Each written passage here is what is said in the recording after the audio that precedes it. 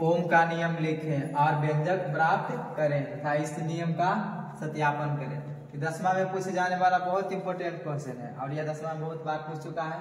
इस नियम को हम आज प्रूव कर रहे हैं। अच्छा समझना, कॉन्सेप्ट के साथ इस नियम को हम अच्छा से प्रूव करेंगे। जहां पर भी समझ नहीं आएगा उसको अच्छा से पूछ लेना है।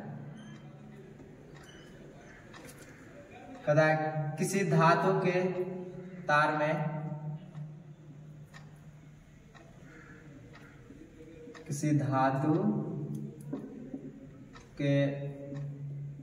में प्रवाहित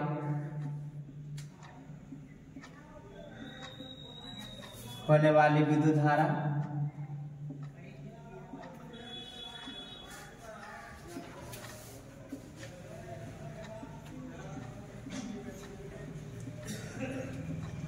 किसी धातु के तार में प्रवाहित होने वाली विद्युत धारा उस तार के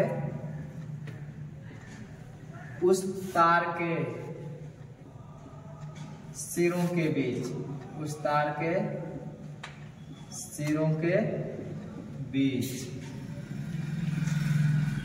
विभवांतर के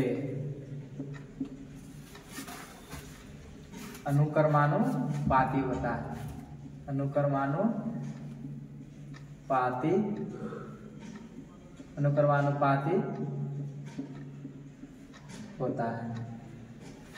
नियम कहता है कि किसी धातु के तार में प्रवाहित होने वाली विद्युत धारा उस तार के सिरों के बीच विभवांतर के अनुक्रमानुपाती होता है। जो विभवांतर है विद्युत धारा के अनुक्रमानुपाती यानी कि समानुपाती होता है। नियम कहता है। इसका व्यंजक प्राप्त करने के लिए सबसे पहले मान लिया कि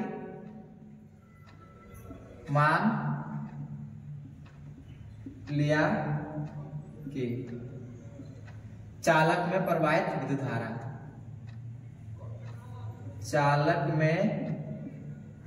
प्रवाहित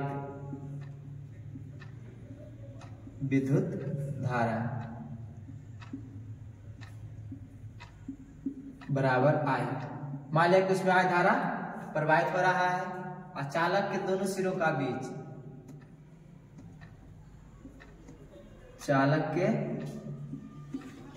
दोनों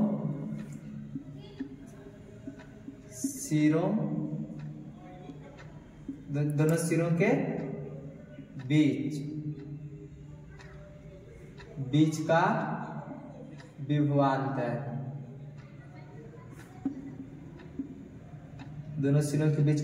बराबर I। इसलिए ओम के नियम से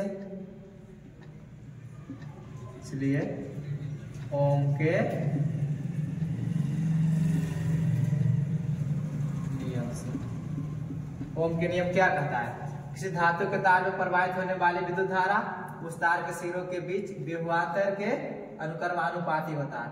विभवांतर के अनुक्रमानुपाती विद्युत धारा होता है यानी कि V अनुक्रमानुपाती I। जब हम ओम के नियम में अनुक्रमानुपाती यानी समानुपाती को हटाते हैं तब बराबर में R को लिखा जाता है और ये R एक नियतांक है जिसे हम प्रतिरोध कहते हैं।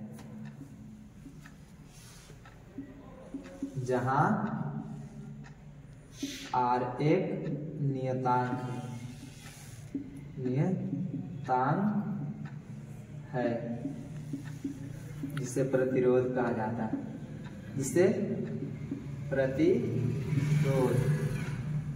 प्रतिरोध कहा जाता है। इसलिए V बराबर RI, इसलिए I बराबर V/R। यही हमको प्रूव करने का रहता है। लेकिन लास्ट में लिख दिया कि सत्यापन करें, तो इसका सत्यापन करना है। सत्यापन में कहता है कि जब विभवांतर जब विभवांतर और विद्युत धारा के बीच में आलेख खींचा जाता है,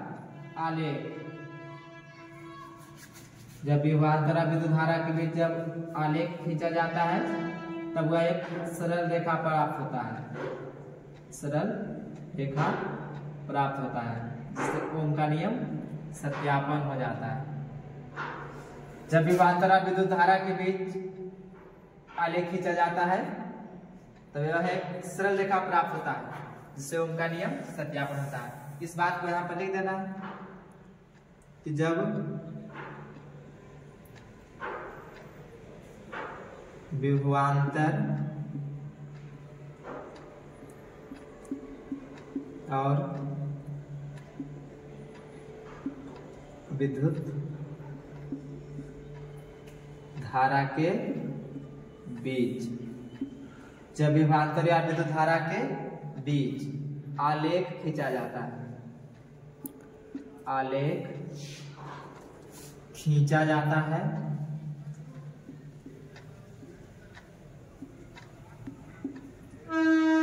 आलेख खींचा जाता है, तब वह सरल रेखा प्राप्त होता है, सरल रेखा प्राप्त होता है, जिससे ओम का नियम सत्यापन हो जाता है, जिससे ओम का नियम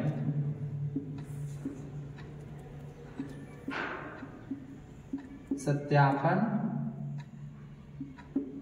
हो जाता है। यही ओम का नियम है और यह 5 नंबर के फिजिक्स में पूछा जाता है। इस बार अब फिजिक्स में 6 नंबर का क्वेश्चन कर दिया है, 6 नंबर के पूछा जाएगा और ये बहुत इंपॉर्टेंट क्वेश्चन है, इसको अच्छी तरह से याद कर लेना है।